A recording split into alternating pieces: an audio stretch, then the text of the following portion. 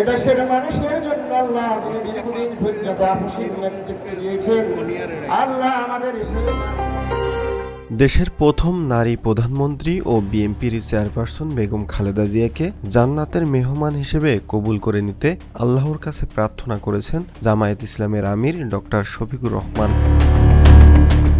মঙ্গলবার ৩০ ডিসেম্বর সকালে সামাজিক যোগাযোগ মাধ্যম ফেসবুকে দেওয়া এক পোস্টে বেগম জিয়ার জন্য দোয়া করেন তিনি।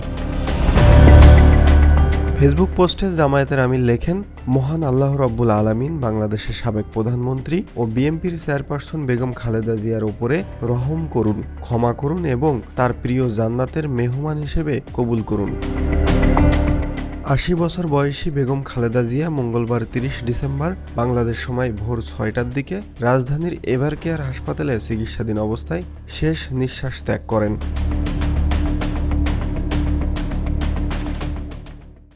দেশের নাম্বার 1 ট্রেডিং অ্যাপ নিফটি ফার্স্টে পাচ্ছেন ট্রেডিং এর সব সুবিধা, dual exchange access, company analysis, portfolio তৈরি করা সহ আরও অনেক ইউনিক ফিচারের সাথে ট্রেড করতে ডাউনলোড করুন এক্ষুনি।